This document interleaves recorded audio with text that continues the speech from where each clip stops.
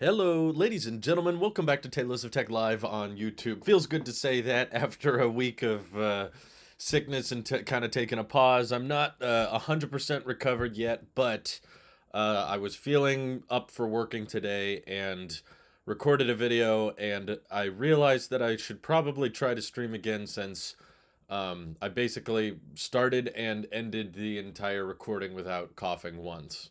So I'll probably still cough a bit during the entire live stream because that's a lot longer. But the past couple videos I've posted, I wasn't able to get through them without coughing and cough quite a bit, to be honest. Yeah, we've got some new logos as well. I don't know if everybody noticed that. I'm still kind of toying around with them, but for the people that have supported the channel via Tailosive Tech Plus, I wanted to have kind of a more consistent badging progression the longer you've supported the channel. So when you first sign up for Tailosive Tech Plus, you get like the H1 badge. After 2 months, I think it's the H2 badge. And then after that, it's the A15 chip, then the A16 chip. And then it's not like 3 months, 4 months. I think after that, it's 3 months you're at the A15 chip, and then 6 months you're at the A16 chip, and then a year you get the M1, M1 Pro, M1 Max, and M1 Ultra because YouTube lets you actually set custom badges all the way up to I think 4 years. I don't know what happens after 4 years, but I thought that was a bit more original or a bit more unique than what we had before, which was just Touch ID, Face ID, activity rings, and then just kind of fire logos and stars over time.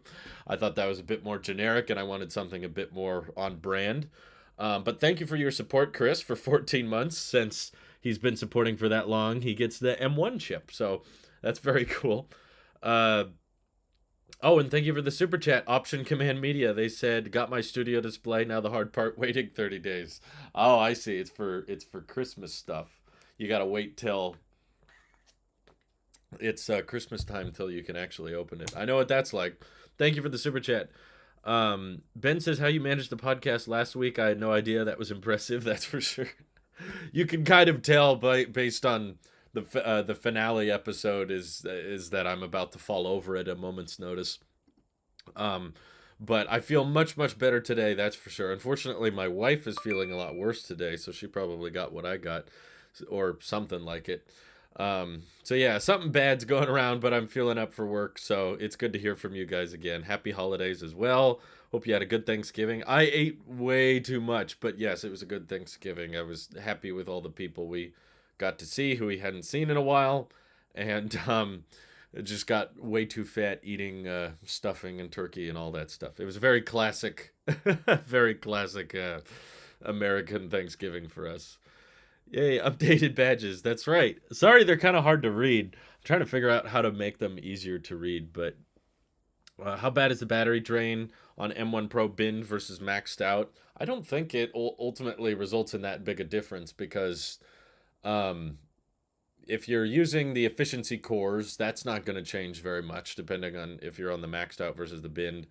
And if you're on the like maxed out chip, then your performance, your battery life, if you're in the middle of something power intensive, is gonna tank because of the thermal system, how hard your fans are running, and how fast those cores are pumping out energy. So I don't think it results in that big of a difference.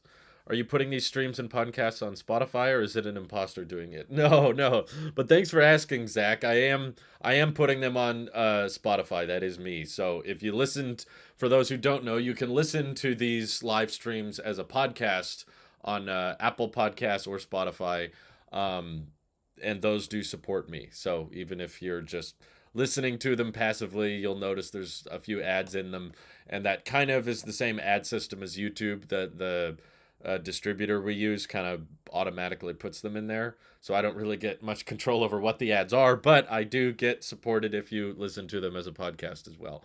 There's, as far as I'm aware, there's only one of them.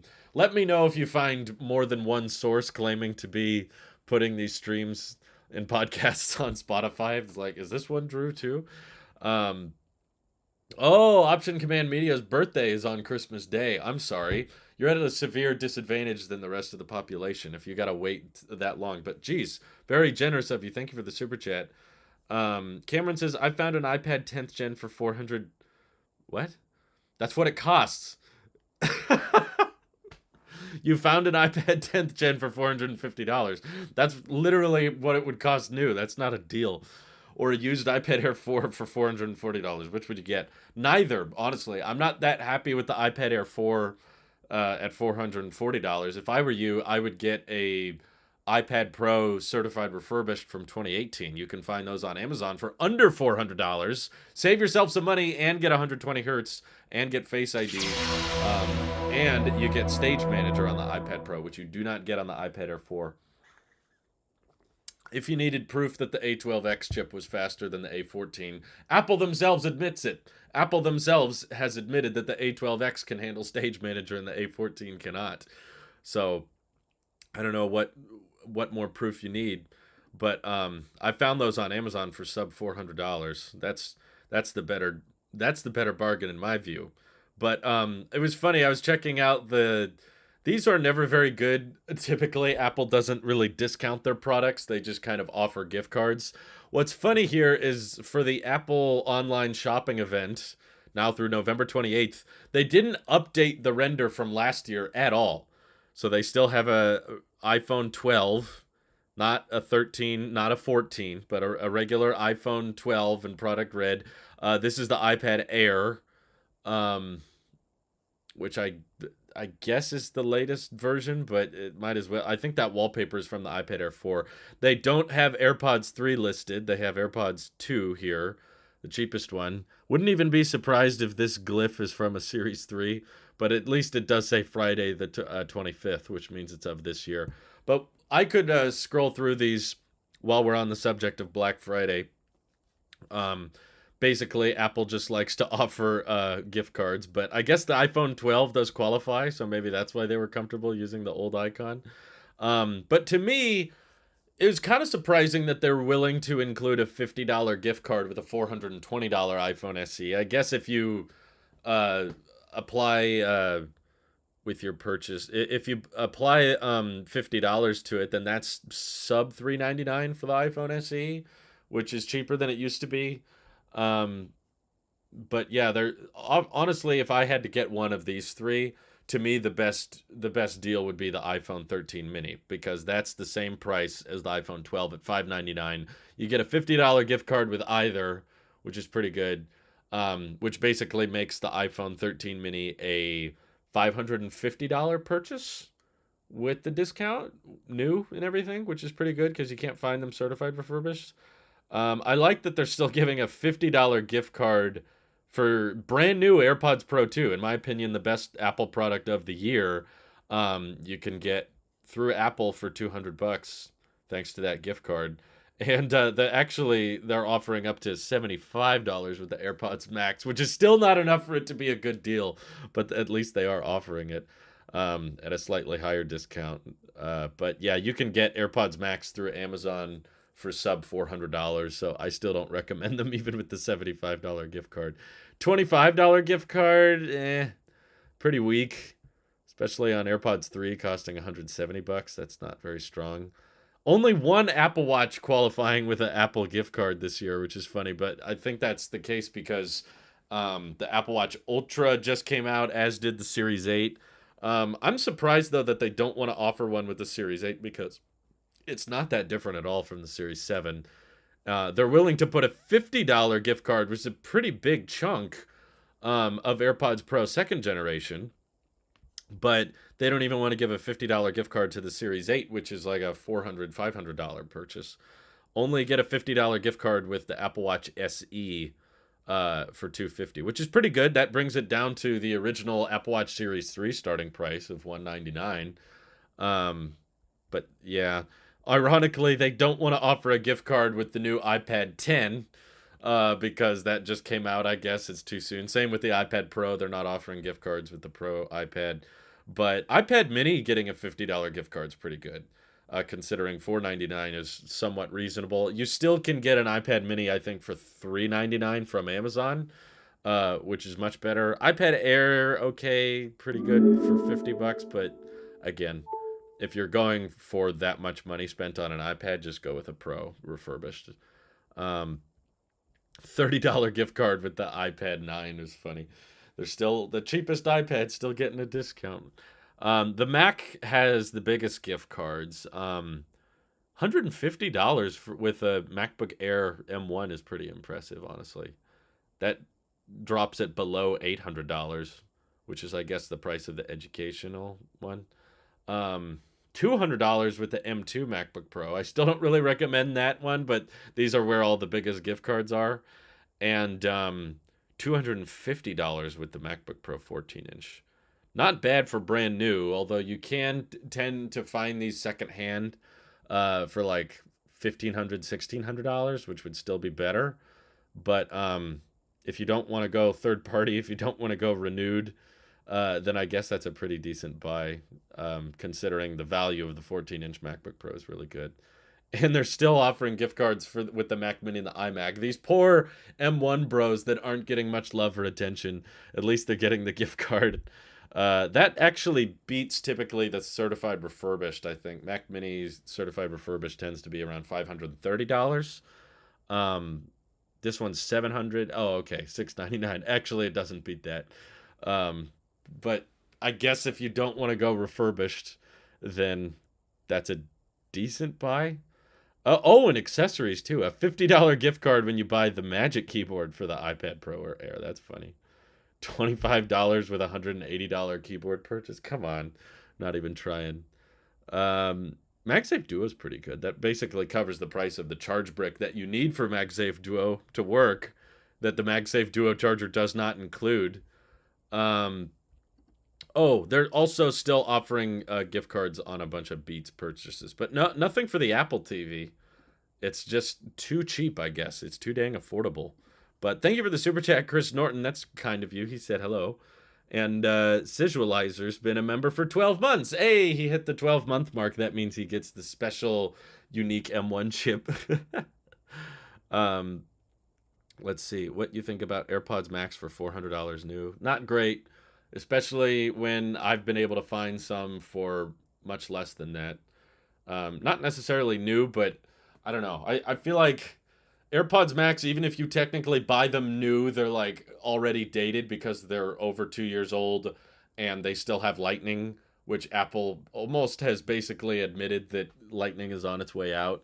Um, Whether they go with portless or Type C is up for debate, but Lightning is not going to be sticking it around for much longer in the grand scheme of headphone ownership. If you're buying over ears, you tend to own those for at least 2 to 3 years, sometimes more.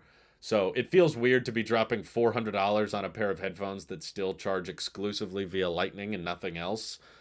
I've always been pretty torn on over ear head on AirPods Max because there's so much about them I like, between the ANC, the battery life, the digital crown, the design. They're very comfortable. It's just the charging method and that case that even at $400, it's kind of a hard sell to me. If you buy one of these and return it, they will refund the price minus the gift card, even if you haven't used it. Yeah, that makes sense. I don't know why they wouldn't do that. It would be very stupid of them to let you keep the gift card after returning it. What is your reaction if the iPhone 15 is still Lightning?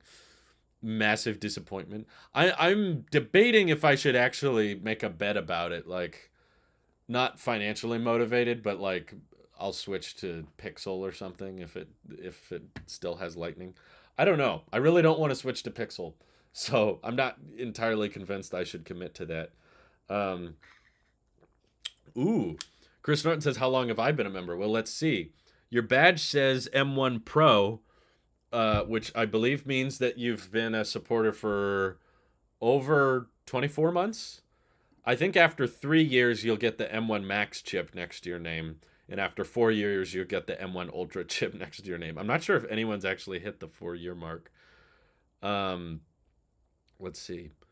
$1 Snake says, pinged Mule half a year ago. When M2 Air launched, it was easier to recommend, but now it's pretty no question unless it's the base model.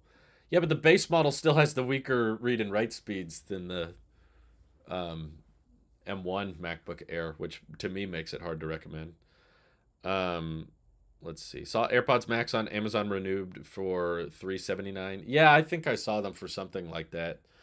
If you just absolutely have to have them, I would absolutely recommend finding the cheapest possible pair you can, just because it feels like dated hardware. We know, thanks to AirPods Pro 2 being out now, that like the H2 chip exists, and the H2 chip is not in AirPods Max. So it's like, I don't know. It's kind of like buying a Intel Mac Pro right now. It's like it's expensive, and we know it doesn't have the best hardware because the EU has passed the law. Apple's already switched the Siri remote to USB-C. So in my view, it's only a matter of time before they start switching everything else to at least not Lightning. I don't know if necessarily AirPods Max will get USB-C. To me, that makes the most amount of sense.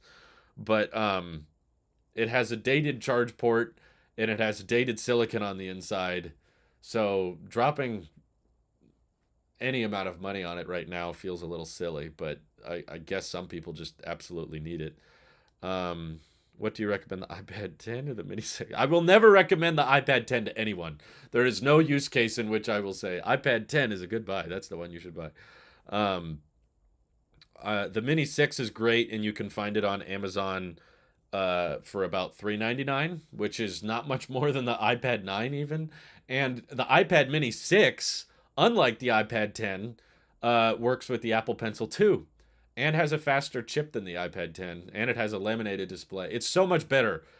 The iPad Mini 6 is so much better than the iPad 10 in so many ways. In the 2018 as well, but it's a little older than those two. Air 4 is not the best choice when the 2020 iPad Pro exists for pretty similar pricing. Yeah, I agree. The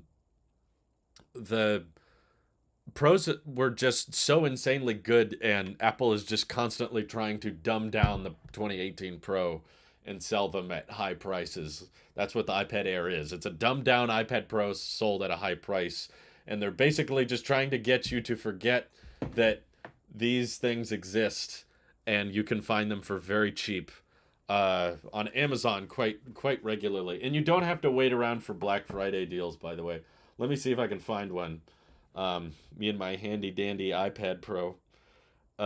Chris Norton says, I'll be a member as long as I can. Oh, well, thanks, Chris. That's very kind of you. Definitely don't feel like it's required.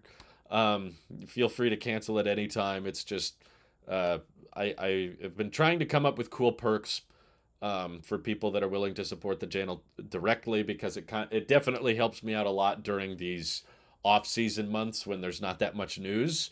So the consistent recurring revenue of the channel definitely helps pay the bills and stuff.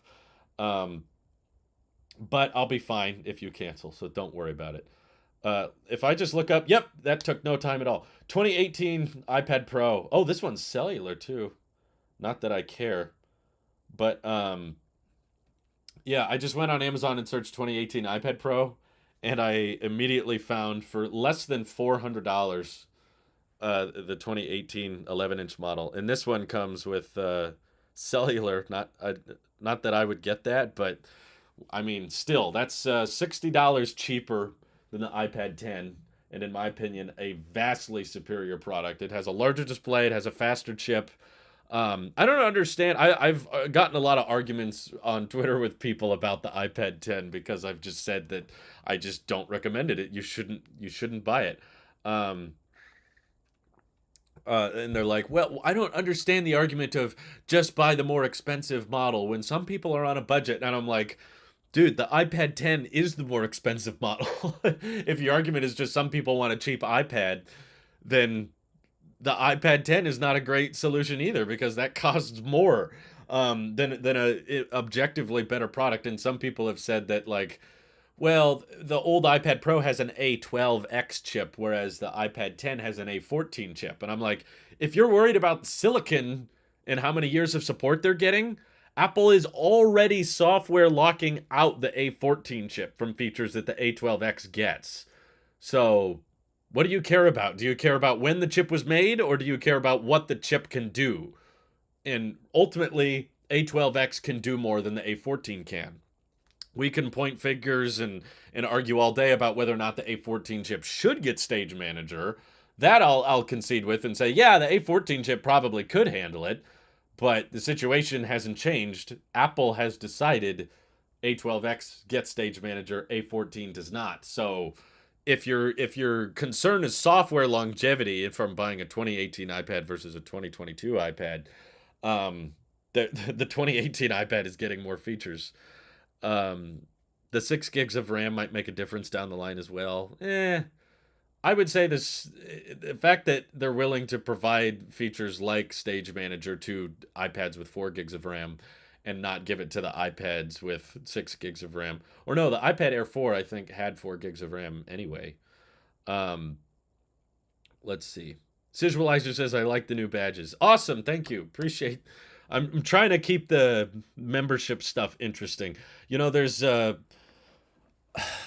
feature that I really want because we have I'm working on like multiple tiers. Like we have Tailosive Tech Plus, and then there's some people that are on Tailosive Tech Max that are moderators. But that's kind of priced intentionally high because I don't want everybody to just easily become a moderator. But I want something in between. I want something that's a little bit better than Tailosive Tech Pro, but not as crazy expensive as Tailosive Tech Max. And the one feature that I really wish YouTube would let me offer, but they don't, is turning off ads for the channel if you support it directly like that. Um, YouTube could require it to be of a certain price because if they turn off ads to certain viewers, then YouTube's going to lose money as well. But YouTube, I think, could make that money back, assuming that the membership was a fair price. So it'd be a way to like turn off ads on a specific YouTuber. So rather than get YouTube Premium and turn off ads for all of YouTube, if you support a channel directly, then you could get ads turned off. They don't let me offer that, but I think I'd be really tempted to offer it if they did, because I'm sure I would lose out on some ad revenue through that, but it would definitely compensate it, assuming the price was something fair, like $5 a month or $6 a month or something like that. Um, Ben says, would you ever buy an iPad Pro off of eBay? It seems risky to me personally. I've heard pretty promising things from most people that have bought off eBay, saying that they have protection policies in place. I mean, obviously, you should check the ratings of the seller. If the seller has no ratings or very little ratings, then probably be more skeptical. But if it's from a trusted seller that has lots of high ratings and a lot of people, um, Julian Visit said, "What would be the name for that tier? Tailosive Tech Pro." Yeah. I have the template uh, in my membership feed where I can basically customize the different tiers. So I have Tailosive Tech Plus and Max are public, but I have Tailosive Tech Pro unpublic. Haven't quite launched that yet, but trying to think of good perks for that tier. Um, that's something I would get. Yeah, I know. There's a lot of channels that I would like to support directly and then not have ads on those channels. Um, let's see. A12Z is just as powerful in GPU and testing, even more so in CPU. It's more. Oh, then what? Then the A14? Yeah, that doesn't surprise me. Let's see. Tailosive Tech Air. Yes, that's the base tier. Everyone has Tailosive Tech Air by default. For Series 7 of the podcast, would you consider the night before recording having members vote on certain topics to talk about on the podcast on weeks where there's a bunch of possible topics? It's an interesting perk idea. I guess the main reason I'd be against it is because our podcasts are very much unscripted and we don't go into them with a big list of topics to cover. We just kind of go into them, and sometimes we want to expand or go more in depth on something that someone brings up, and oftentimes Randy or Mike or me will have surprises and we'll show up to the podcast without telling the other guys what we're going to announce, and then we announce something, and then that kind of dictates the rest of the podcast. So if we kept it to a very structured bullet point list of things, then it might kind of take away from the raw uniqueness of the show, because that's what we kind of like about it, is not having a very strict script. But I'll think about that. Uh, I think the best thing I can offer right now to the channel members is being able to listen to the podcast early. No way. Unscripted? I plan all my nonsense. Well, Randy plans it for himself. I plan what I'm going to announce, but I don't tell the guys. Tailosive Tech SE, just watching the videos without subscribing to the channel. That's right. That's the cheapest tier. I will buy the SE 2020 next week. Dear techies, don't get ticked off. No, I would not be ticked off at all. I would definitely recommend the iPhone SE 2020 before I'd recommend the iPhone SE 3. SE 3 was a waste of time and money. Honestly, before they offered the $50 gift card with the iPhone SE today, and you can get that till the 28th. That one's pretty good because subtracting the $50, that makes it like a $380 iPhone. That's not too bad. 50 out of 430 is a pretty large chunk that they're deducting there. So just for the fact that, okay, you want an iPhone, you want it to have 5G access because you're probably going to own it for a long time. So the A15 chip kind of guarantees you at least 6 years of software support. For people that are just real diehard fans of the home button, I guess that's not a terrible option. But you're able now to find, I think, the iPhone SE2 for like $200 or something. That's the phone my wife uses, and she's still happy with it. Let me look it up here. Yeah, I found one on Amazon here. Oh wow, it goes even cheaper than that. These are Amazon renewed, but they're unlocked. Look at this. iPhone SE second generation, $160. That's pretty freaking good. The only downside I think of buying the SE2, I'm not worried about the A13 chip versus A15 chip. I feel like if you're the type of person to buy a 4.7-inch iPhone, you're not the type of person that's going to care or notice the CPU, GPU performance differences like that. I think, in my opinion, the biggest downside is just uh, the lack of 5G, which I'm not trying to say that 5G is useful or 5G is a good thing, but the carriers are intentionally throttling 4G speeds. I've seen this firsthand. I've watched the 4G speeds dwindle on my wife's phone, and I know what speeds she used to get and what speeds she gets today. Because they're dedicating so much more bandwidth to the 5G spectrum, they're lowering the speed of 4G. And even though I think 4G is fine and there wasn't really anything wrong with that wavelength or with that standard, the carriers are basically forcing people to have to get 5G phones, and the likelihood of 4G being discontinued in the future it grows with every year. So whenever you buy a phone that doesn't support 5G, I think you're kind of increasing the likelihood that your phone isn't going to age very well. Even though there's really nothing wrong with the 4G tech as a whole, the carriers just aren't trying very hard with supporting it, and they're intentionally slowing it down. So, to me, you're setting yourself up for disappointment when you buy one, but it will be fine for the first, I think, at least 3 or 4 years. I don't think you're going to notice any massive throttling or massive data speed issues with your iPhone if it just supports 4G. For the first 3 or 4 years, like 2025, 4G will probably still be working okay. But once you get into like 2026, 2027, that's when I think carriers will start like really not trying with 4G and make it even slower than it is today, and just make all of your internet speeds slow to a crawl, which is a real shame. Um, let's see. Did I watch the game today? I don't even know what game people are playing. No, I don't. I didn't watch any games. Trash Teen says, "Glad to see you are doing better." Me too. I'm feeling a bit better. Unfortunately, my wife is not, but I hope she didn't get what I got. Let's see. Maybe like a 20 to 25 minute members' choice discussion section, and the rest unscripted. We can't even get that right. We've always we always go into the show saying like, oh, let's keep it to this length, let's keep it to this length, and then we go in and we go over, or we forget to talk about something that we thought we'd. I just don't want to make promises I can't keep. That's why I'm a bit dismissive of the, members deciding podcast subjects.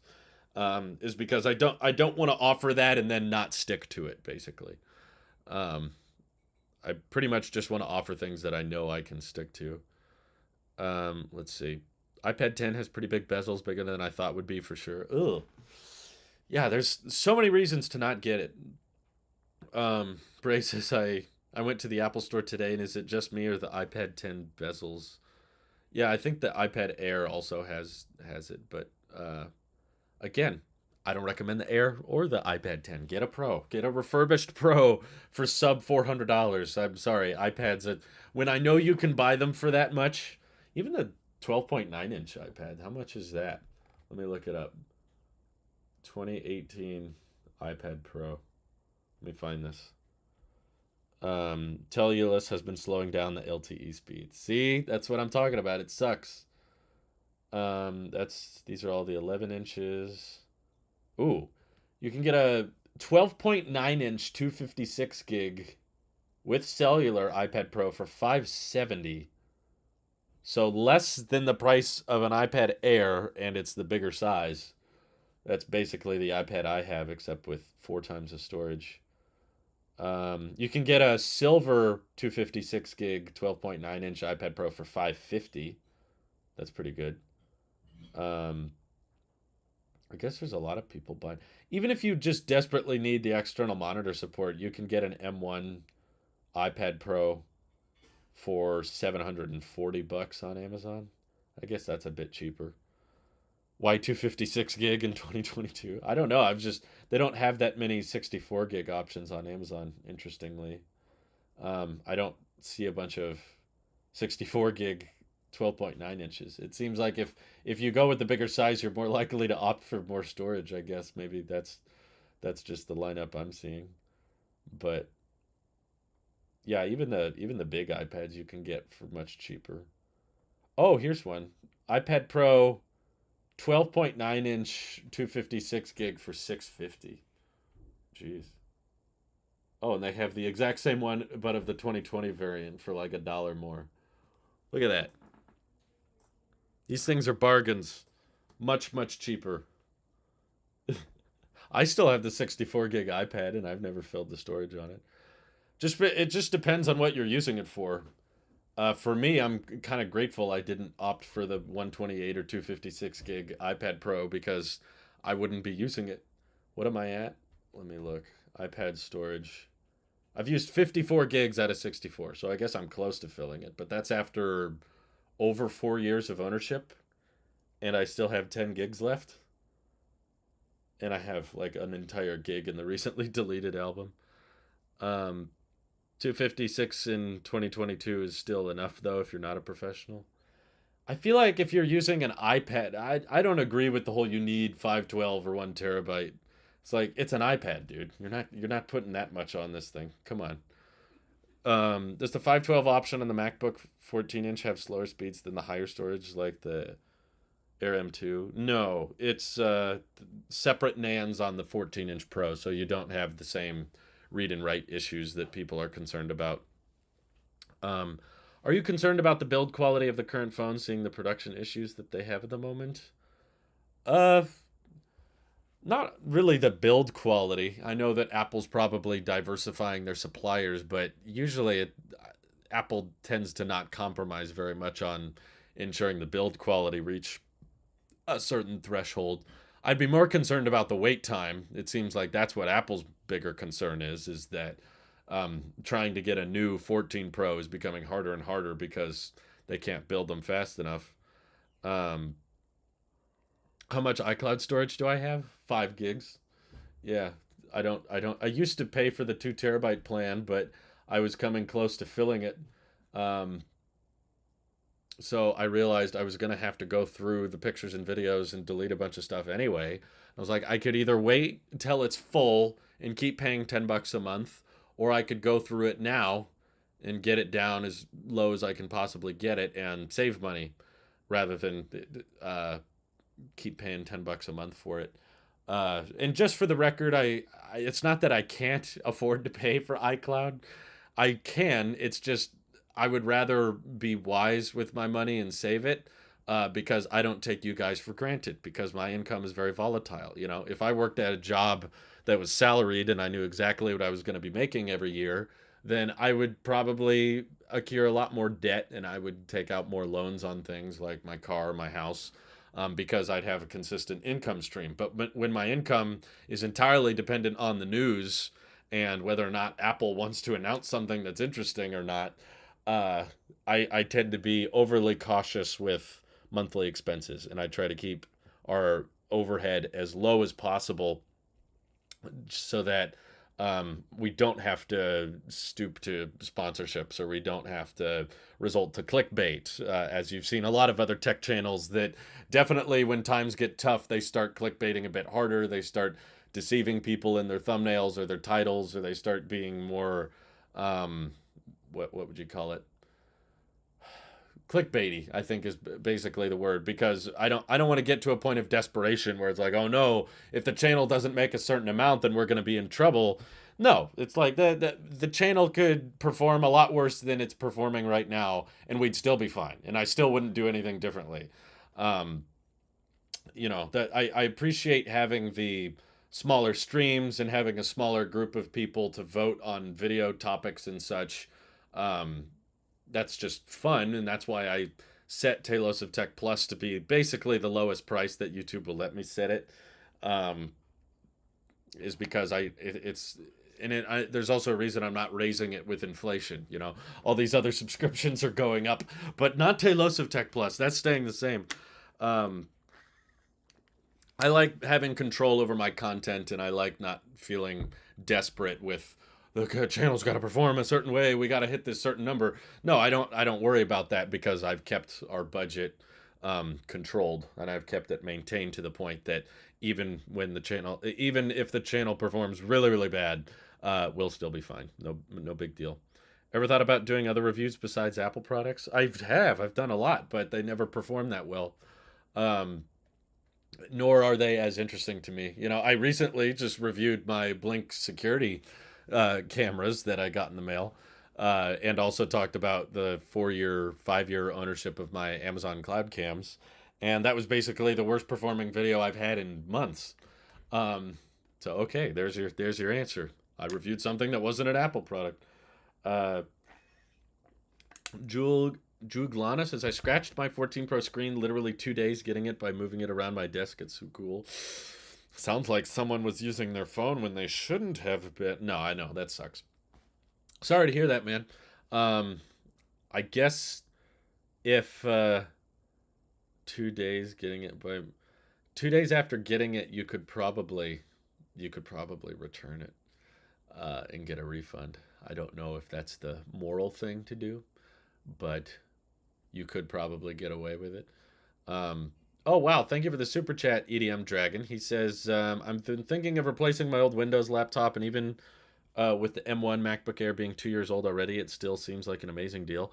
It is a fantastic deal if you're just not looking for, like, the latest design. Honestly, there's a bunch of advantages if you're not looking for like the latest M2 MacBook Air design, because the M2 chip is not much faster than the M1, and you can find the M1 MacBook Air certified refurbished through Apple for like I think $850, and if you go Amazon Renewed or Best Buy, you can even find it less than that, and the M1 chip is still, for just a basic laptop, very fast. Um, so you can save yourself literally like 400, $500 by not going with the M2 version, which when you're talking about a $1,200 laptop purchase, $400 is like a third. You can literally save like a third of the cost by going with a model that basically is a bit more dated in design, but it's not bad. It's not super ugly. I mean, it's still an aluminum enclosure. It still has the non-butterfly keyboard. I personally think the speaker system is better on the M1 MacBook Air versus the M2. You still have the same two Thunderbolt ports that the M2 MacBook Air has, and you still got a headphone jack. 100% would return. $1 Snake says, with the new 15 Ultra / Pro Max rumors, do you plan to keep the 13 Pro Max given the 15 actually comes with the rounded things? I'm no longer of the belief that I'm going to decide on what iPhone I keep or buy before it's even been announced. I'm interested, even if I don't plan on upgrading to it. I am excited and looking forward to iPhone 15 rumors and leaks because, to me, like the most exciting, biggest change with the iPhone 15 isn't the chassis redesign, although I'll talk about that in a future video. But the charge port on the iPhone does not change very much. So far, it's happened once. In the history of all iPhone models, they've changed the charge port once in 2012, which was 10 years ago, over 10 years ago now. So if they do officially switch it to Type C, I consider that a pretty big deal, a pretty big upgrade. But, I have said on the record that that feature alone I would not pay extra for. Like, I would not buy a whole new iPhone just so it could be Type C because I pretty much hardly ever use the charge port on my phone. Um, Ironic because I'm using it right now, which I rarely do. I'm using it for continuity camera right now, but I forgot to charge my phone last night, so I wanted to fast charge it. But here, I'll be true to my word and just unplug it. Ooh, did it freeze? There it goes. Now it makes a sound. See, it took a minute to update, but yeah, I wanted to fast charge it because basically it was dead this morning. Because I kind of fell asleep without putting my phone on MagSafe Duo. But 99% of the time when it's at the end of the day, I just drop my phone on here. So whether my iPhone is USB-C or Lightning, I'm still going to drop it on this. Um, the rounded back is kind of cool, but again, that's not a reason for me to upgrade. However, I acknowledge that leading up to the iPhone 14 Pro, I thought we knew everything about it, and there were a lot of surprises with it. Now, the surprises didn't convince me to keep the phone, but I still think it's overall unfair for you to just say I'm not upgrading or I'm not buying that phone when you don't even know what that phone could do. There could be software features or hardware features Apple bakes into the iPhone 15 that we don't even know about yet. So for me to decide to not buy it already is a bit premature. So I milked that subject a lot last year or this year, I guess. Me saying I'm not upgrading to the 14. I'm not upgrading to the 14, but I don't want to do that again. So I'm not going to make a bunch of videos saying I'm not upgrading to the iPhone 15. It's like, well, we'll have to wait and see. Um, but I'm still interested and excited for any leaks and rumors surrounding it because I think this could potentially be one of the bigger iPhone upgrades we get in more recent history. Especially if they do something special with the USB-C port, like enable it to do some things that our iPhones can't do now because they're limited by USB 2.0. And I'm sure that the iPhone 15 and 15 Plus, the regular models, will probably have none of these new features because they'll still be USB 2. Um, but I'll wait and see before I make a definitive decision. But as of right now, I do plan on keeping the 13 Pro Max for another generation, I guess. But I could be wrong. They might surprise me. Hasael says, do you wish Apple was consistent with colors? I've always said there's two colors you can't mess up. A matte white and black. You can tweak red, blue, purple, etc., but black and white should never change.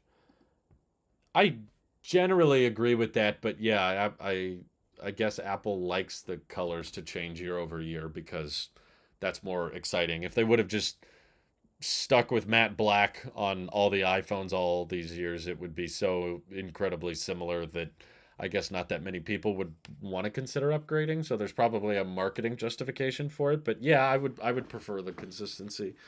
Um, let's see. I'm definitely getting a MacBook for my next laptop. I've always been betrayed too much by Windows laptops. I've never had that many great experiences either, unfortunately. Did I hear the rumors about Apple making a $50 Apple Pencil for iPhone? Yeah, that was kind of one of those pointless rumors that doesn't mean anything. Like it could easily be made up because the entire rumor was they were gonna do it and then they at the last second decided not to. And it's like, okay, you could be making that up. We have no way to verify if that's true or not. It didn't sound believable to me. I don't think Apple was ever that interested in making a stylus for the iPhone. If they were, they could have done it years ago. And the fact that they haven't speaks a volume to the fact that they don't really care about bringing a stylus to a phone. Just the concept of having to either build a giant hole in the phone that the stylus can stow away in, or having to carry an entire separate stylus with your phone. Neither of those sound like something Apple would do, so I don't believe those rumors. Um, let's see. M2 MacBook Air has worse speaker quality than the iPad Pros from what song I used to test. Yeah, when I started listening to music on the M2 MacBook Air, I was very disappointed by it. Hasael says there's always a minimalist out there like me who just wants a solid black device, nothing flashy, and Apple hasn't gotten that color right in years, and it makes me so mad. I think Space Black has been universally liked. A lot of people seem to like the Space Black 14 Pro. Um, I got the last phone without dynamic island, so I'll wait till it's gone. There you go. You'll have to wait a while, I think, because dynamic island's going to be there a minute. Randy B says, seen any recent deals for Nitro subscription? I've been checking it out and have been thinking of subscribing for it. No, I haven't. I don't think they do discounts, or do they? I'm a bit biased, I guess, because I run a partnered Discord server, which means I get Nitro for free.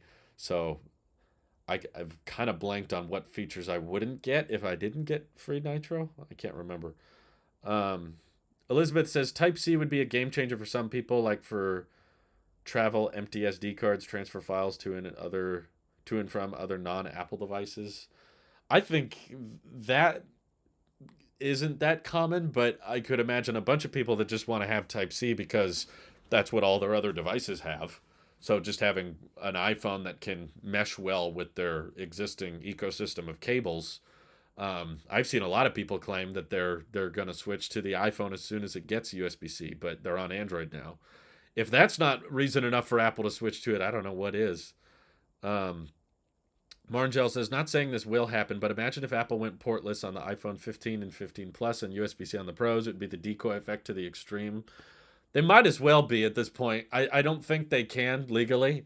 The wording that they used in the EU bill doesn't really excuse portless. I think that's a very common misconception in the tech community that everyone's like, oh, they're just going to get rid of the port entirely. It's like, that's not what the law was about. And if they did, then the EU would definitely go after Apple for it. And there's wording specifically in the EU bill that says if the device is large enough to accommodate a port, it has to be. You can't just get rid of the port and aha, there we are. We now passed the law. That's not how it works. But giving them the slower USB-C port, which is not very common in the Android world. Even the cheap budget Android phones have USB 3.1 or 3.2. So giving a $800, $900 iPhone USB-C with 2.0 speeds is pretty abysmal. But they could change their mind on that before they enter mass production. You know, they're not mass building the iPhone 15s yet. Maybe they'll give Thunderbolt to the Pros and USB 3 to the regulars. Why do you think Apple never do sales on Black Friday? Well, they do shopping events every Black Friday, but it's basically because Apple views their profit margins as way too thick, so that's why they offer gift cards, because they're like, well, for Black Friday, you can buy an Apple product and then buy some other Apple product at a discount, but not quite just one Apple product at a lower price, because their profit margins are oh so precious.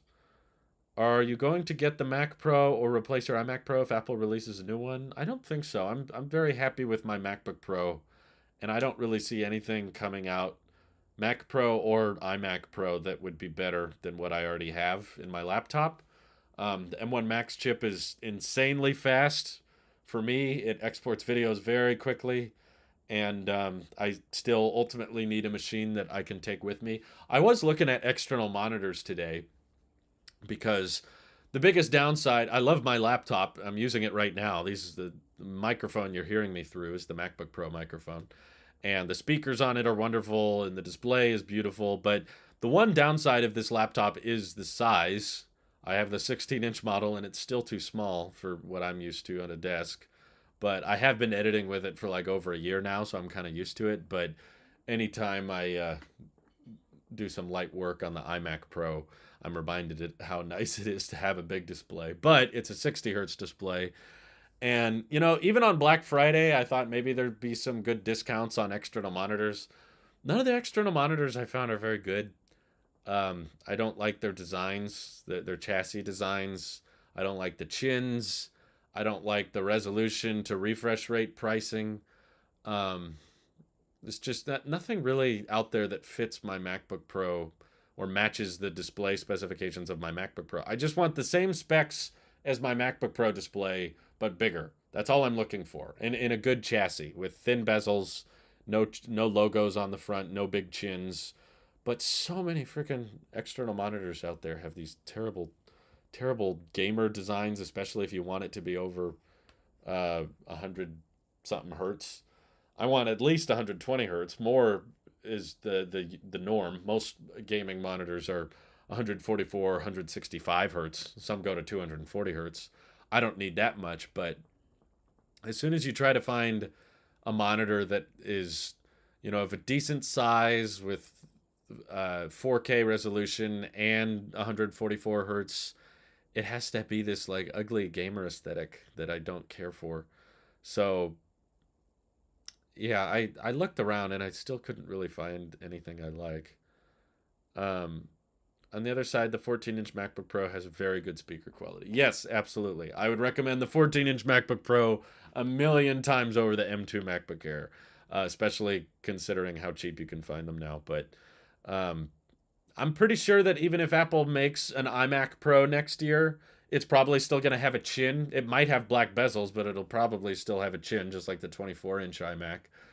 Um, and it'll probably have a fairly competent CPU and GPU on the inside, which will drive the price up. And I don't really need another expensive Mac. I blew a bunch of money last year on this MacBook Pro. The one thing I'm looking for is just a good external monitor to pair with it. And the studio display is just not that good uh, or that cheap. Um, just got back from the Apple store and got an iPhone 13 for my sister and a $50 gift card. Wow. Cameron wins some extra brother points. Good for him. That's very generous of you. Um, and also in regards to the Apple Silicon Mac Pro, I'm excited for that Mac because it will, I think, be one of the fastest computers on the planet, and it's going to be fascinating to see how they brand the Silicon, something better than M1 Ultra. I don't know how they're going to brand it or what features it's going to have over the Mac Studio, but I don't have any need for it because I'm not performance constrained with the M1 Max chip. The amount of time I would save by getting a Mac Pro, like I tested the M1 Ultra chip in the Mac Studio, and the export time is basically the same as my MacBook Pro. It's reached a point where the exports are so fast that I'm not willing to spend that much more to save much time on the export because it ultimately just it doesn't take that long for me to export videos. Um, that amount of time is not that valuable to me. Um, Even if it was twice as fast as the M1 Max chip, it wouldn't I couldn't justify the expense. I also don't think the Mac Pro is going to be very reasonably priced. With the Mac Studio costing what it costs, offering M1 Ultra chips and knowing that the Mac Pro is going to have something above that, I'm fairly convinced that the binned cheapest Mac Pro is going to be like $8,000.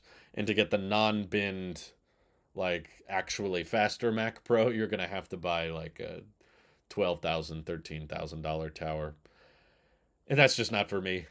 For the amount of traveling we do and the amount of time that I want to use my work machine on the go, I definitely want a mobile machine. But when I am working at my desk, it would be nice to have a bigger screen to dock into. I just don't want it to be substantially worse than the MacBook Pro display because that's what I'm used to using. Um, just let's see. I'm tired of aesthetic gaming aesthetic monitors. Me too, boy. I'm right there with you. Um Hasael says I'd agree with it being to shake things up, but the pencil and AirPods only come in white, yet the mice and keyboards have space gray, and even when two items are gray, the shades are different. Yeah, I know, it's annoying. Um Gabriel, thank you for the super chat. He said, should Apple improve auto rotate by either tracking the face or eyes? I always have it locked. It needs improvement. Yeah, I've been advocating for that for years. I think it was a LG phone. I can't remember who it was, but I think it was LG. They had a phone that would monitor.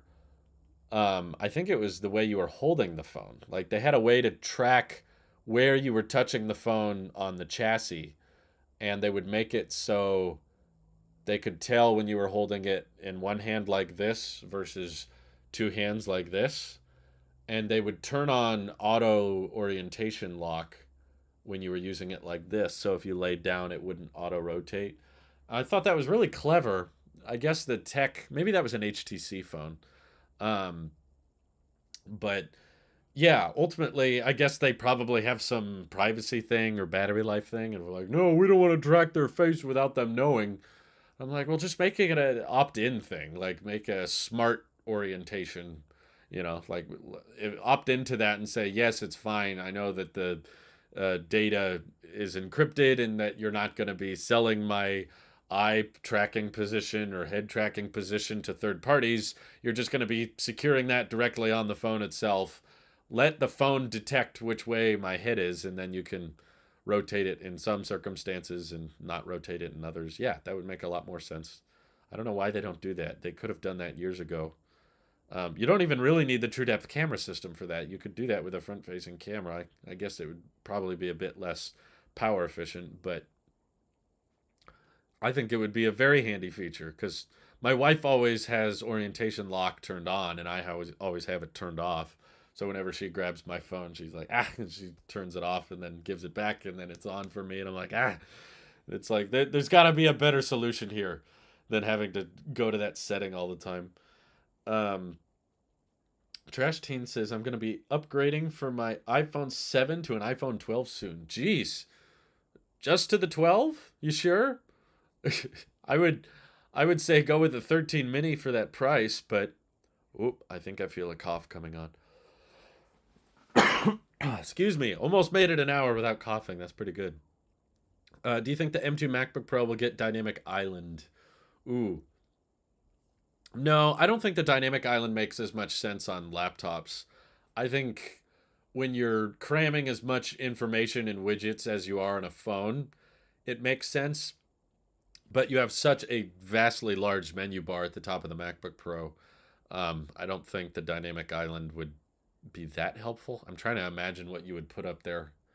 I guess export status. They might do it, but honestly, at this point, I would rather them get rid of the webcam on the laptop entirely.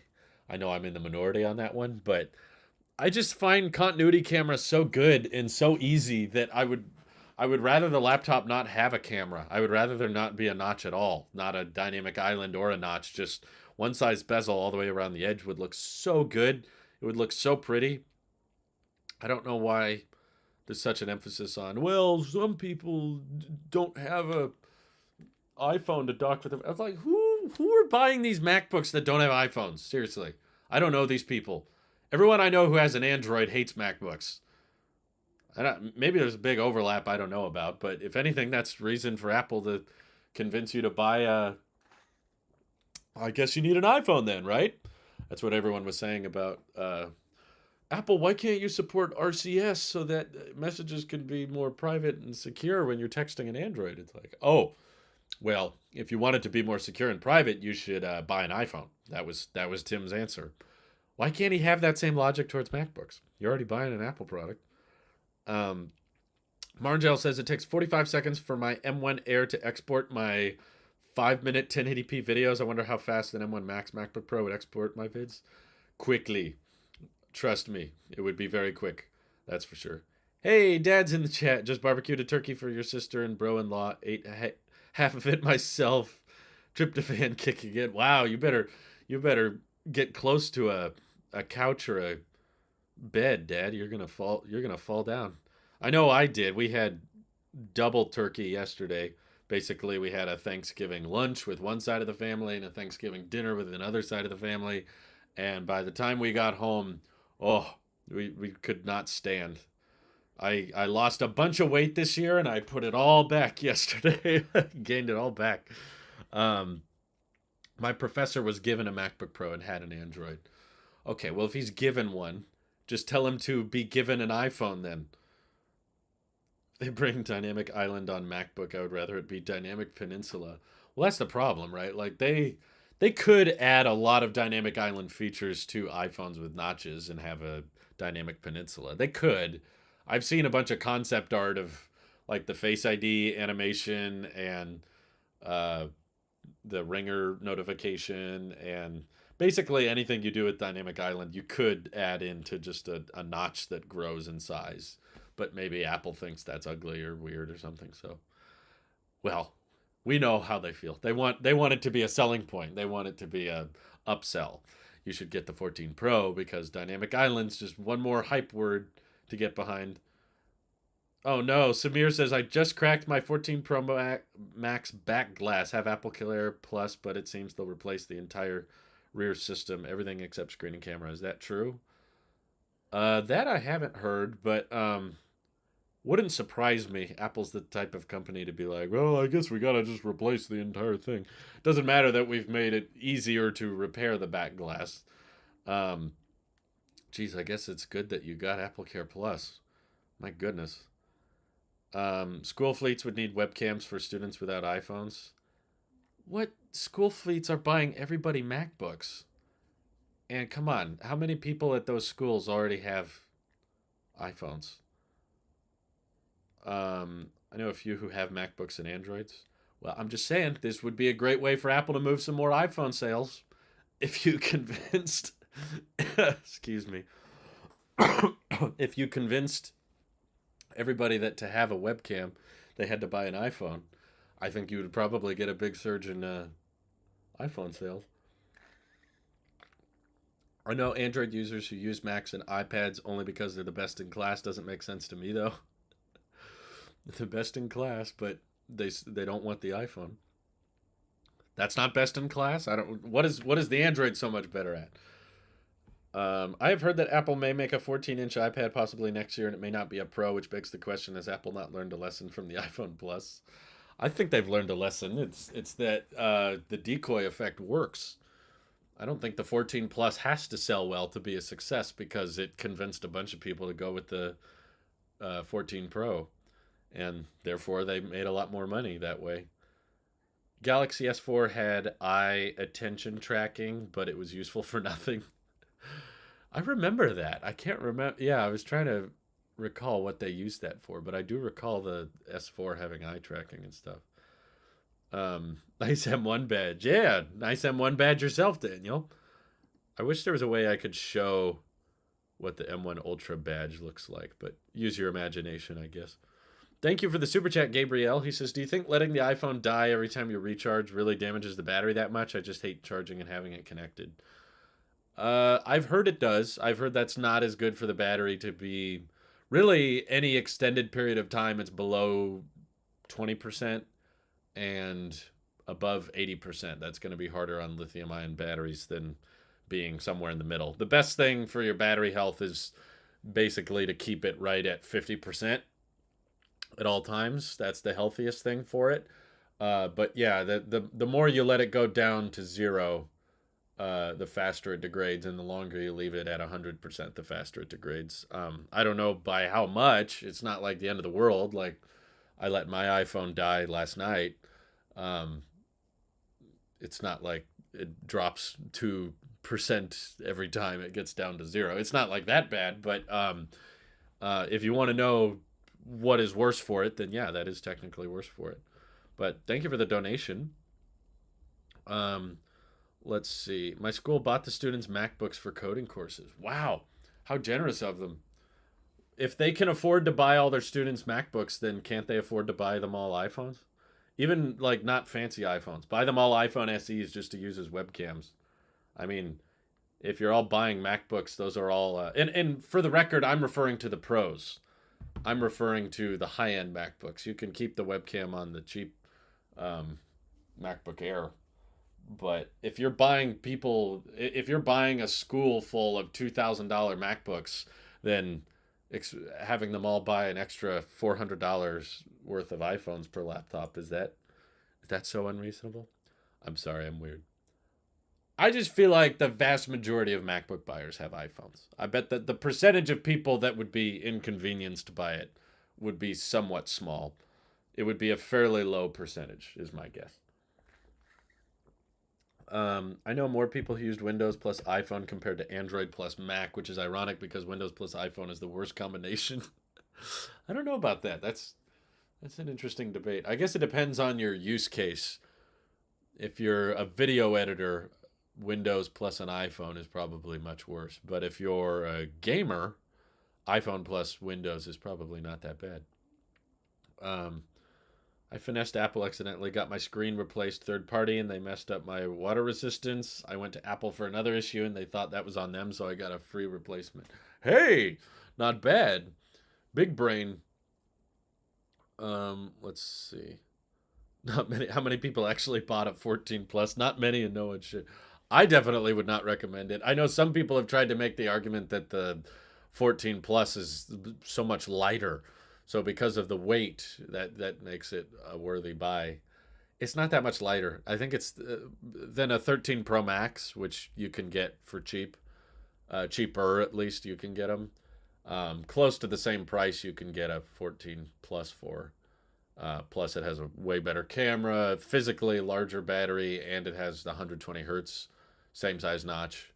Um, the difference is like 37 grams, which is like less than 1/6 or fifth. It's like less than 1/5 of the weight, which when you're talking about something as small as a phone, I don't think it's that noticeable, especially when most people use a case anyway.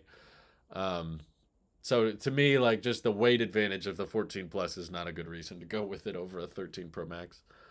Rocky Herrera says, "Do you think the iPhone 13 mini is a good buy right now?" Honestly, one of the best. I would recommend the 13 mini before I'd recommend a 13, before I'd recommend a 14, before I'd recommend a 14 Plus. Like the 13 mini is the cheapest iPhone you can buy that still has an A15 chip, which Apple still deems as a flagship level chip.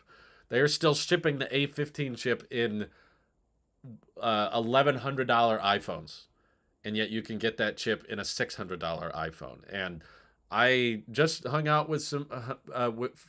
Sorry, what am I trying to say? I hung out with some friends a couple days ago, and him and his wife both had iPhone 13 minis, and these were not techie people. They weren't people that watch my videos or watch really any tech videos. They're just like everyday, chill, laid back people, and I just noticed they both had 13 minis, and I was like, oh, that's cool, and they really liked them. They were very happy with the cameras. The displays were great. The chip is still plenty fast. It's very compact. Um, and I think the 13 minis now get the battery percentage back if you wanted that to be in the top widget. They didn't bring it for the 12 mini, but I think they did add it to the 13 mini. Would you suggest a mini over an SE? If you can afford it, it's obviously the mini is a better buy than the S. It's a better product than the SE, but it's not necessarily cheaper. So now with the Black Friday deals going on, I guess you can get a 13 mini for $599 plus a $50 gift card, so that equates to about $550. That's more than an SE, so not everybody can swing that, but if you can, then yeah, I would say the 13 mini is probably the one of the best iPhone models you can buy in the lineup.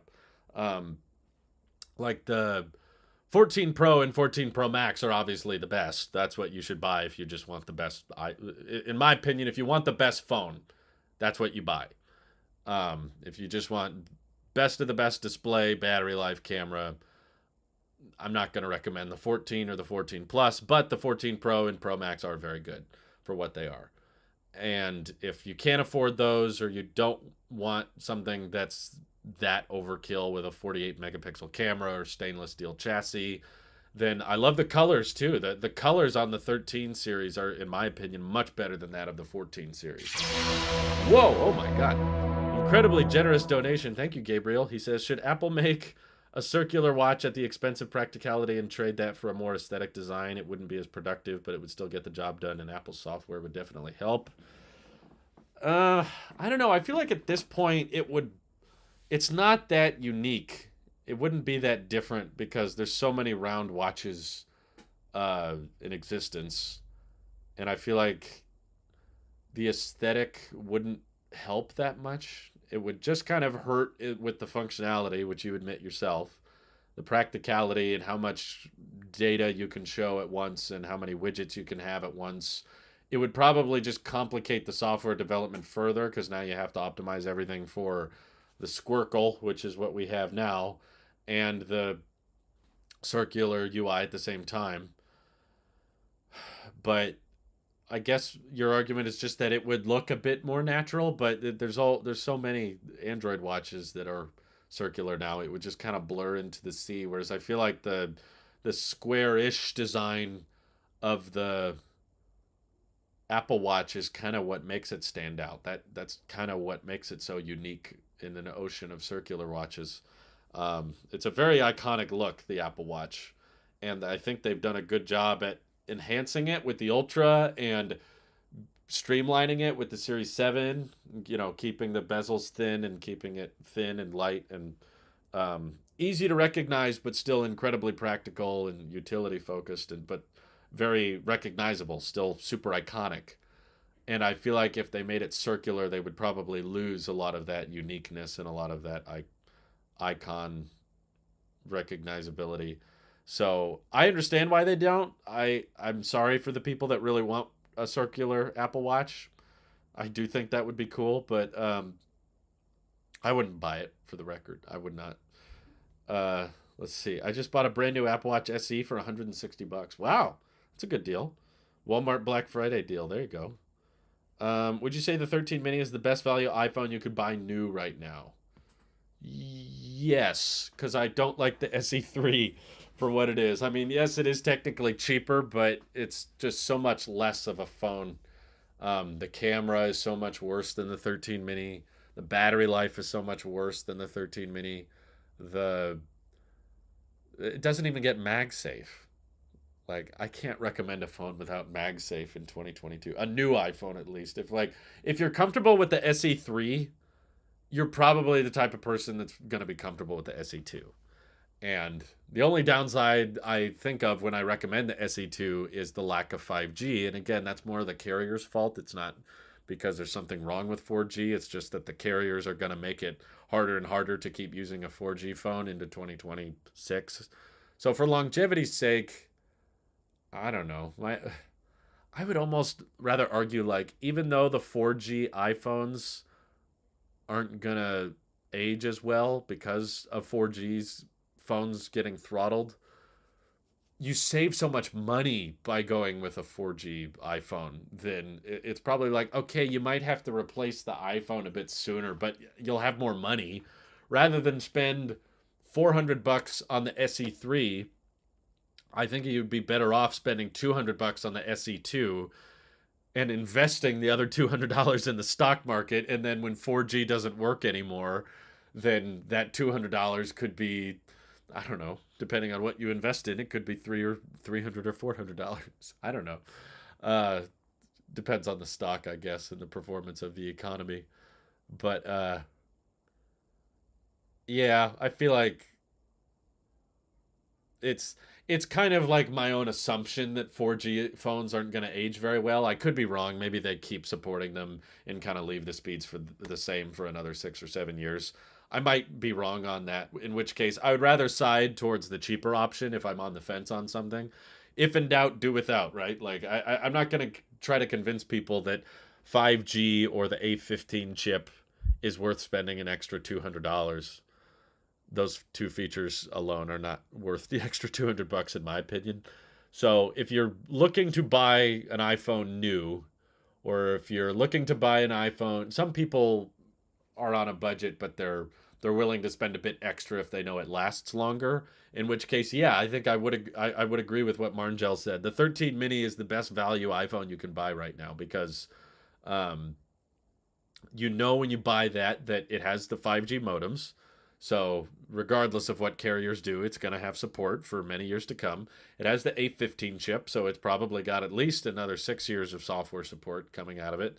And it has a modern futuristic design, no home button. It's got OLED, and it's a good OLED panel. Very, very pixel dense, and it gets plenty bright. And the battery life is pretty good. It's not as good as the 13, but it's decent for what it is. And the camera's also fantastic. The cameras on the 13 series was very impressive. I'm using an iPhone 13 Pro camera right now. Um, So yeah, I would say that's definitely worth it. Um, if that's the, and I think that's a pretty large demographic. I know that a lot of sources were claiming the mini iPhones weren't selling that well, but anecdotally, I know a ton of people that bought the mini iPhone and are still using the mini iPhone and loving it. I think probably its weakest point is the battery life. But to me, that people turn that into a bigger deal than it is. Like people turn weak battery into deal breakers when in reality it's like it's not that hard to just throw a charger in the car or have a charger at your desk or buy a battery bank. It's not the end of the world.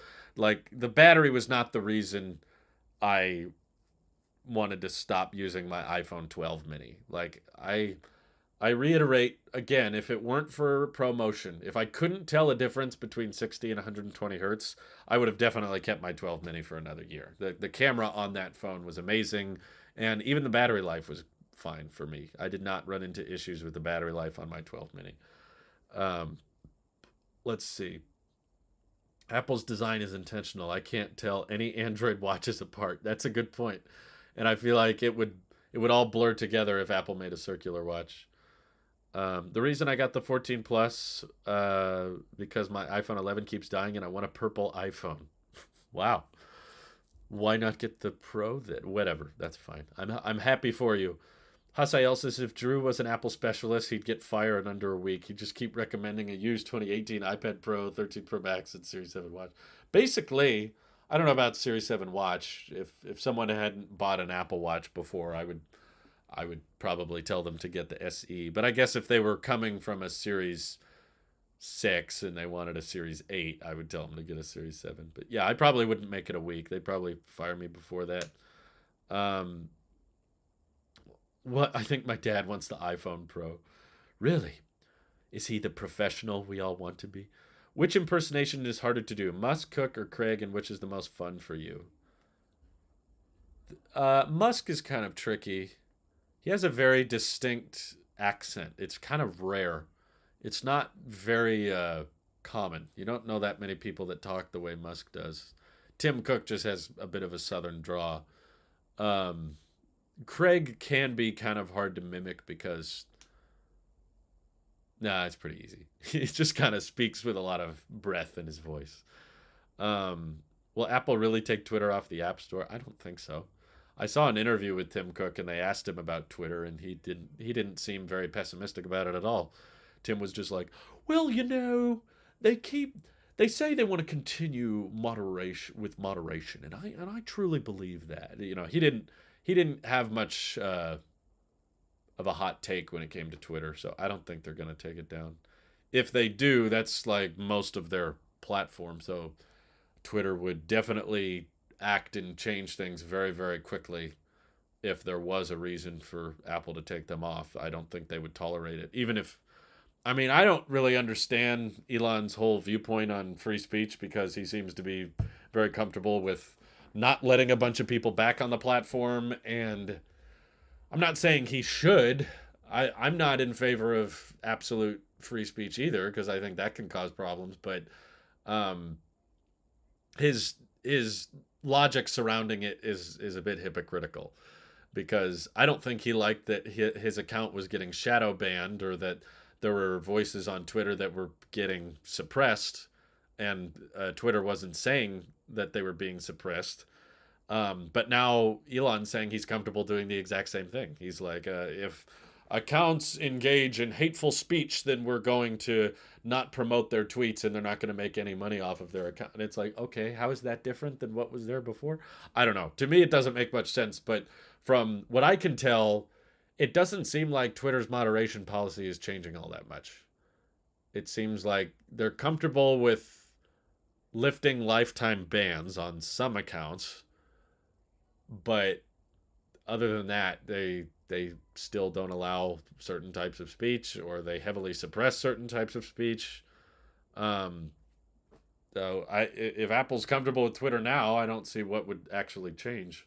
I mean, Apple's okay with Truth Social being a platform. So there's all kinds of free speech platforms that are on the App Store. Um, And I don't think Twitter is that different. Let's see. Do you think I should buy an iPhone 14 or wait for the 15 with Dynamic Island and USB-C? So I don't think we should assume for sure that the iPhone 15 will get USB-C. Uh, the likelihood has grown. I'll admit, but don't look at it as a confirmed thing. Um, I get asked that question a lot. Should I buy now or wait till later?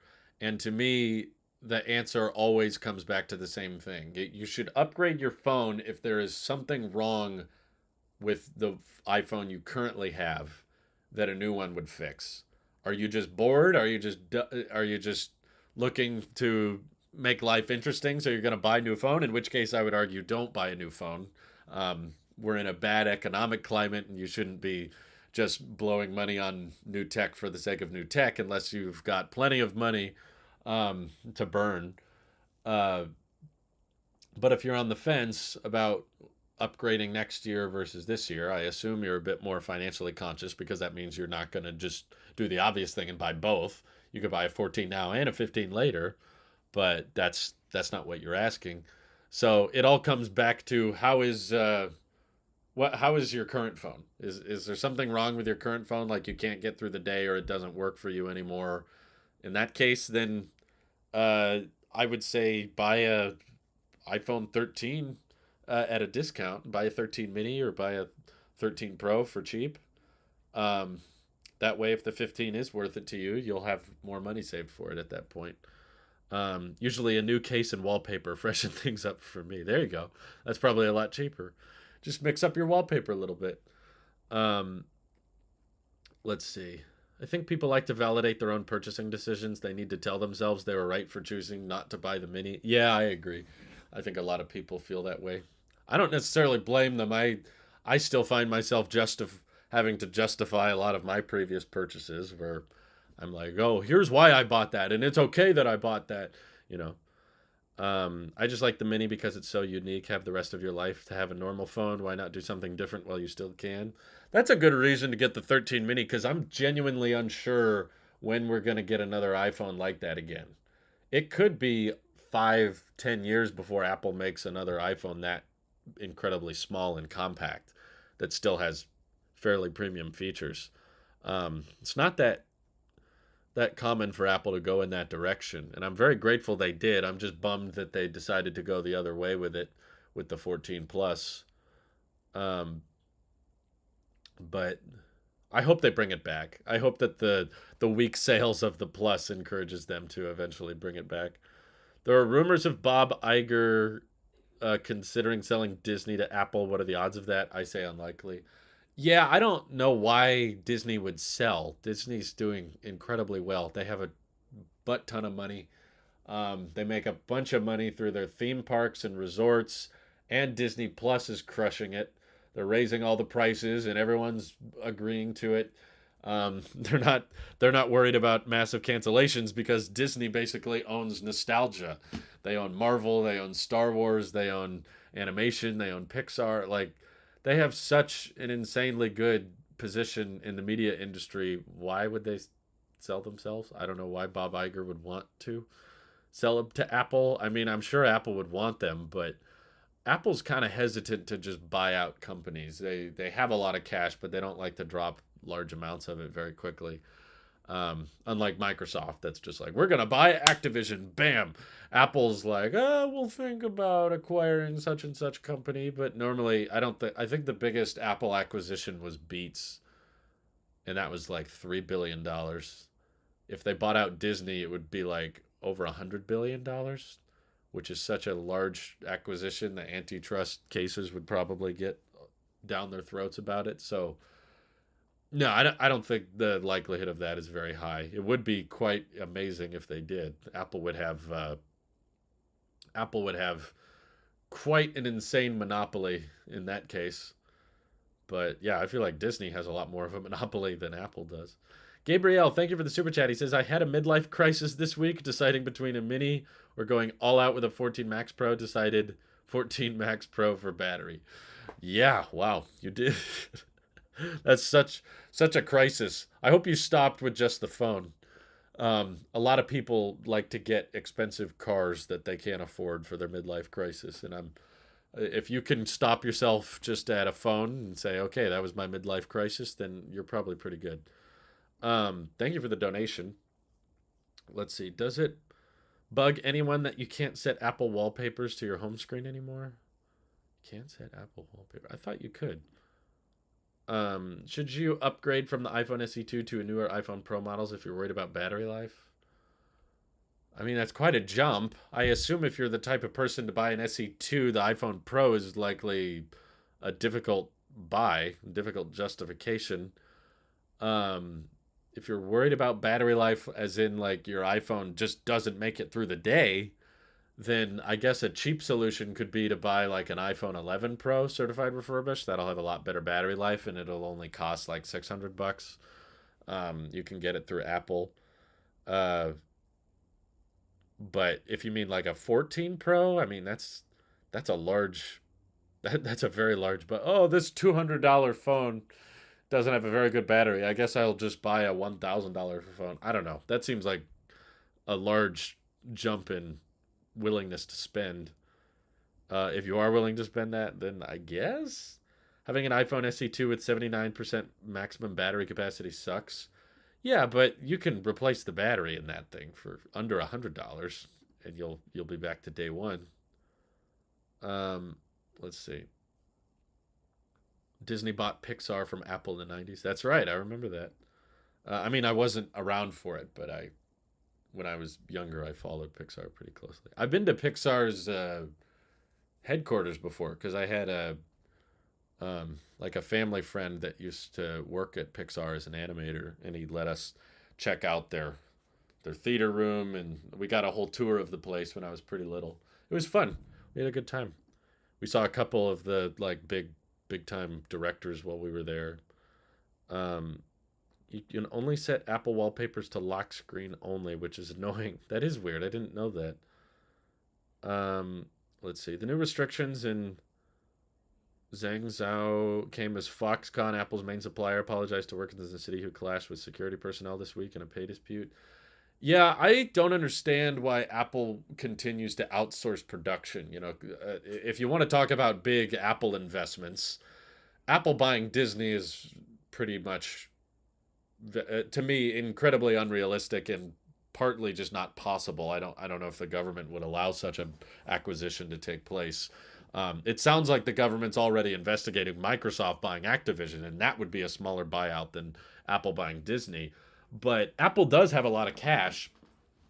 Um, some some people like Tim Cook seem to think that Apple should blow all their money on services like TV Plus and News Plus and Fitness Plus. And I get it that it's cheap to outsource. In the short term, that's correct. But in the long term, there are benefits to being vertically integrated, and this is one of them. Because Apple has gone so cheap on outsourcing, they're completely at the mercy of what the Chinese government lets them do with mass production. That's why they can't move 14 Pros fast enough, is because they went cheap. They outsourced all their production lines. And now, if Foxconn gets hit by something or there's another strike going on or because of a pay dispute or something, Apple experiences the consequences of that because they kept falling back on cheap outsourcing production. Um, Samsung is their own manufacturer. So that's why they're able to sell so many products cheaper than Apple with really high, refresh rate nits of the displays because Samsung is like the biggest OLED manufacturer in the business in the world. So if I feel like Apple's got enough money, they could become their own manufacturer and they could start building their own assembly lines that are more automized, um, or automated, whatever the term is. They could build more iPhone and Mac factories or more chip manufacturing plants in places that are more, I don't know, worker friendly or less likely to go on strike or less likely to be shut down by governments and stuff. Um, I feel like there's a lot of long-term advantages, but it requires Apple to acknowledge that they are a hardware company first. And maybe that's what Tim Cook is trying to pivot Apple. They're insistent that they are going to become a software services company, That's how they want to be valued because they view that as a more profitable business, is to not necessarily be, let's try to convince people to buy new iPhones every year, but let's figure out how to charge people $10 a month, $20 a month, $30 a month. And once everybody using our iPhones is paying us monthly for services, then we'll be a lot more profitable. But I feel like for the most part, the services investment is like it's a low risk one because they don't have to spend very much on these services. They really don't cost much to Apple. So it's a very safe, calculated, basic way to go about shifting the company's focus. But ultimately, I feel like it wouldn't be the worst thing for Apple to just acknowledge that, okay, we sell a lot of hardware. We're probably going to continue selling a lot of hardware.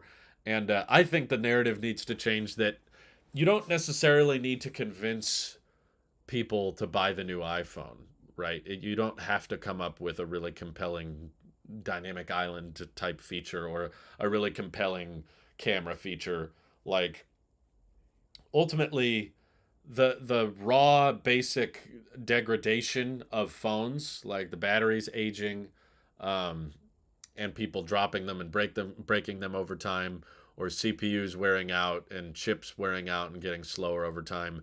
I feel like that is enough to continue. A very large chunk of the population will continue buying iPhones, even if the iPhones aren't that interesting or that exciting, even if they're not changing very much.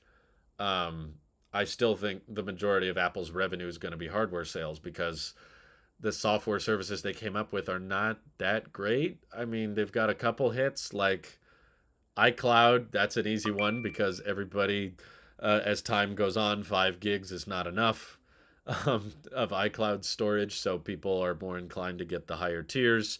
And Apple Music was a big hit, of course. That's performed very well, but that's existed since long before Apple's push for more recurring services. And Apple TV Plus has done pretty well, but I don't think it's super profitable. Um, I think they're like barely breaking even with Apple TV Plus. Uh, but aside from that, like Apple Arcade, I don't think has taken off. Neither has Fitness Plus or News Plus. So, nor is the Apple Card. I think the Apple Card is a great service, but it doesn't make Apple a ton of money. Um, so can TV Plus, Apple Music, iCloud, and Apple Care, can those four services eventually overtake their hardware sales? I don't think they will. Even if the iPhone upgrades aren't that interesting or that different year over year, there's still going to be people buying new iPhones because their old iPhones just don't hold up as well. And a lot of people like to treat themselves, as we found in the tech community. It's like Gabriel has a midlife crisis and decides to buy the new iPhone. It doesn't necessarily need to be that much better than a 13 Pro Max. It's just the best iPhone. Um, it would be cool if Apple made all their devices in the United States. I agree, that would be cool. Thank you for the super chat, Gabriel. He said, when they took the battery percentage out and even the little graph, it made me very upset. You completely changed my mind about the battery icon. Took percentage off, and I just do a full charge once it turns red. Yeah, I never cared for that line with the number. That made it so much harder to read. Now I've gone back to just having the no percentage on my phone, and that's fine. Diversifying income is always a good idea. Yeah, and I just think that Apple could have a lot more of a consistent income stream if they weren't so dependent on foreign suppliers. If they were their own manufacturer and they were the ones building their phones and watches and even the ones fabricating their chips, and if they could build all of that domestically in the U.S., uh, it would be a very large upfront investment. But I think over the long haul, over the course of, it would be a long term goal, right? It would probably take 20 or 30 years before that investment would actually start to save you money, but eventually it would save you money. And I do think Apple will exist for 20, 30 years, um, probably longer than that.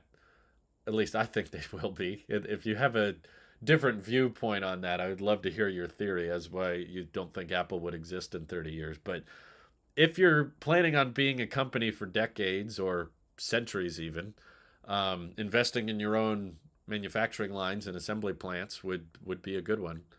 Uh, would be a good move. I think that would be one of the best things Apple could do for their workers' conditions, and also to preserve their product manufacturing. Like they could ensure that they don't have these big backlogs like they do now, or these factories go on strike and stuff because they're outsourcing so much.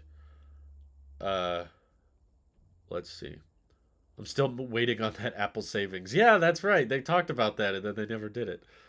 Maybe they could make the iPhone and Apple products in Detroit. They have a lot of factories there. Oh, it doesn't that for cars, but I don't think phones are the same thing. They'd probably go somewhere with very uh what's it called? Business friendly laws. So Texas or Arizona or Nevada or something. But I feel like you'd be better off with something as small as smartphones trying to automate more and more of it. And if Apple was in control, they could investigate and innovate in the most like cost-effective ways to mass-produce devices with low staff. Whereas Foxconn, I don't know if they're going to prioritize that as much. Let's see. I made the switch to a Windows laptop because I can't afford a new MacBook. I can see myself switching from iPhone 2 at some point. Good luck. I hope it works for you. If you can get by with something less than a MacBook, then it's to your advantage. That's for sure. Let's see. Hey, Joe, I just wanted to let you know that I got a really good deal on the 14-inch MacBook Pro from Best Buy for $500 off. It's just a base model, though. I think it'll do fine. That's amazing. So 1,500 bucks. Yeah, that's definitely worth it. I would absolutely recommend that over the M2 MacBook Air. That's for sure. Oh, Florida. Yeah, that would be a good place to build all our iPhones. But at least you wouldn't have to ship them as far. Do you think the progression of iPhones will keep getting smaller? Yes. It seems to me like a recurring issue is just phones not being that much different from the previous generation. There always seems to be something that surprises us, though. Apple's pretty good at that. Like, oh, I didn't expect Dynamic Island, or oh, I didn't think Apple would switch to USB-C, but now it sounds like they are. So there's little nuggets of surprise we get, but overall, it doesn't really change the phone all that much. Um, what are the best deals on Apple Magic keyboards and trackpads? That's a great question. I would guess Amazon is going to have the cheapest ones, though.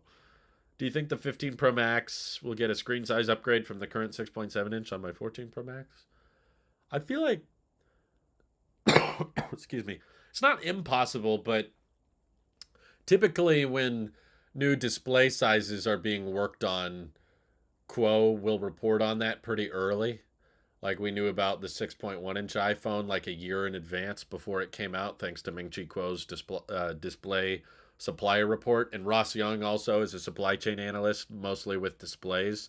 So there's a chance there could, but I'm kind of surprised no one is saying there will be if there is going to be one. Like they would be talking with suppliers and ordering parts by now if they were planning on doing like a 6.8 or 6.9-inch iPhone.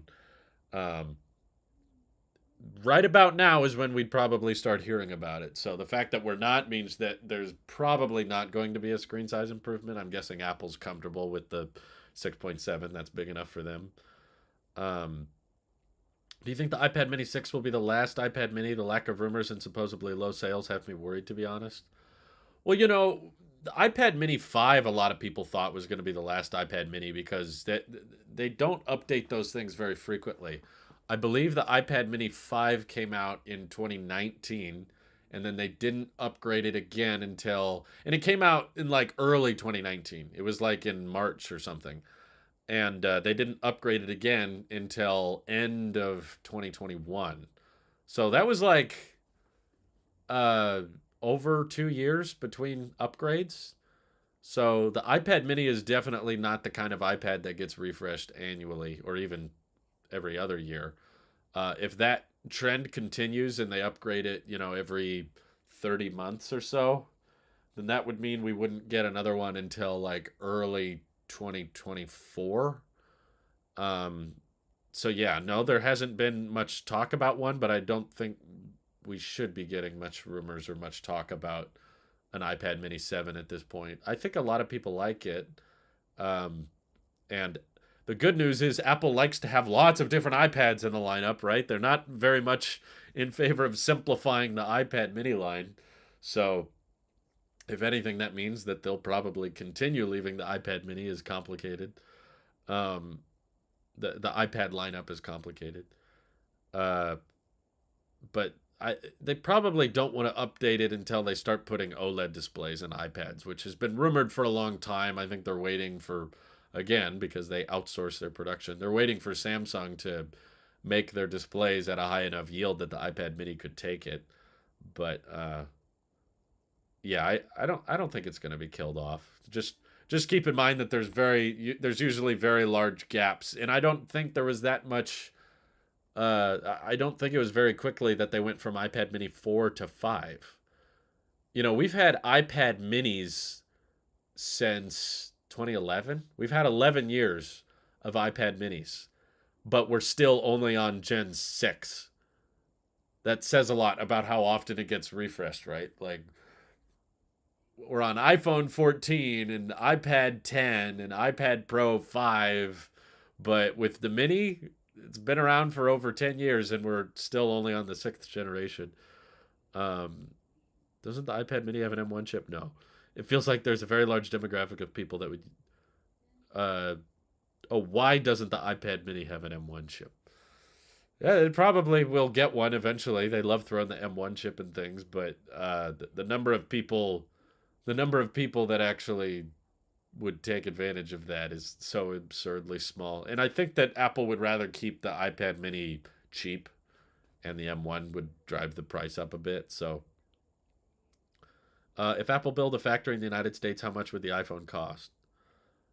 Well, my theory is that it, I know that manufacturing domestically tends to be more, but my theory is that if you could do it in house and vertically integrate it, then up front it would cost a lot, and the profit margins of that iPhone would not be very good, because I don't think just because the iPhone was made in the US they would suddenly charge twice the price for it, because they know that would affect the sales of it. So my thought process is that you could automate more of it and bring more of your parts and material mining in house, and that's going to cost a lot for the first 5 to 10 years, but over the course of 20 or 30 years it would actually be cheaper than outsourcing it. um, they don't really need to refresh it very often. I agree.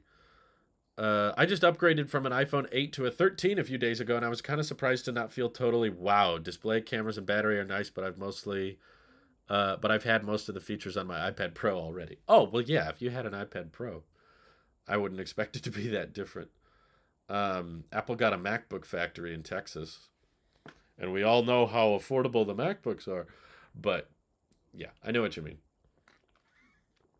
I feel like the three times jump in performance from an A12Z to the M1 Pro will be noticeable, but nothing crazy unless I'm pushing it.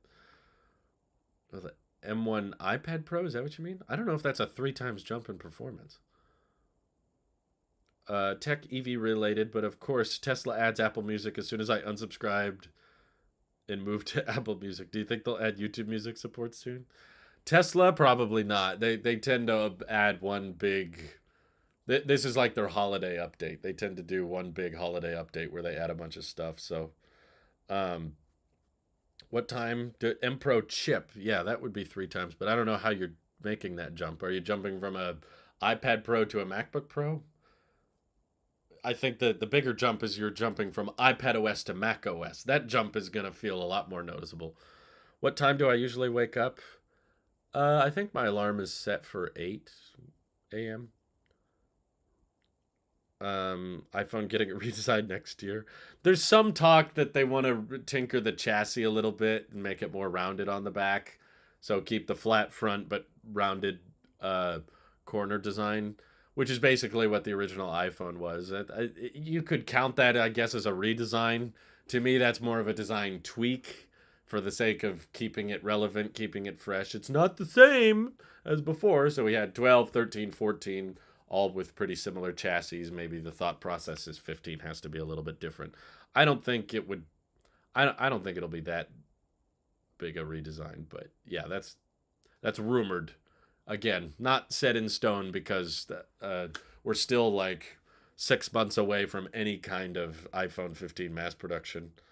Um, do you think Apple will ever make a small iPhone again, something smaller than 6.1-inch screen size? Yeah, I do. I think that the 14 Plus not selling that well is probably going to make them rethink their iPhone sizing. I think it'd be kind of cool if they did a couple years of the Plus model and then they do a couple years of the Mini model and they kind of, because they can keep selling that Plus model. They're selling. They didn't make an iPhone 14 mini, but they are still selling the 13 mini, which isn't that different from the 14 in terms of specs. They both still have A15 chips. So to me, it's not that big a stretch that they could do a couple of years of Plus and then a couple of years of Mini and go back and forth. They'll just manufacture what can sell the best, I guess. Um, the M2 is the only difference, nothing else, unless it's the 12.9-inch display, but even that, only the chip in the display. I would get another iPad, but not a fan of how Apple does not allow battery replacements. Oh, I know. There's all kinds of problems iPads have, but yeah, that's definitely another one. I would buy an iPhone 15 or 16 mini if that came to be. So typically, Apple doesn't introduce a new form factor and then change it 1 year later. They introduced the iPhone 10R, and then they did the 11, which was like a tweak of the 10R, and then they changed it the following year. And they did the 12 mini, which didn't sell that great, but they still did the 13 mini. But then they switched to the 14 Plus, and that's what most of the suppliers right now are saying, is that there's still going to be a 15 Plus, even though the 14 Plus isn't doing very well. So it tends to be like 2 years between they change the form factors a bit. So I don't think there's going to be an iPhone 15 mini. 16 mini, maybe. That's, I guess, not guaranteed. That there's no leaker or anyone credible claiming that they're going to go back to making mini iPhones. But if they are going to, that would be when you would see it. You wouldn't see it next year. But it would be cool. It would be very cool to see like a USB-C mini iPhone with a dynamic island. That'd be kind of fun. Um, I'm still rocking my 11 Pro Max, waiting for next year for big changes. It's a great phone. I still know a lot of people using their 11 Pro Maxes that enjoy them. Um, but I've been live for a while. But not to worry. While the live stream is ending, I've got a video for you guys. You've been patient all week. Thanks for waiting. I'm thankful for you guys letting me take the week off to feel better. But I just posted a new tech video, and it's on Google getting back into the tablet business. So feel free to check it out. It has a skit. And thanks for supporting the live stream via Super Chat or through Tailosive Tech Plus. You guys are very generous, and I'm very grateful for you all. And hope you have an excellent rest of your Black Friday. Take care, all. Bye-bye. Enjoy.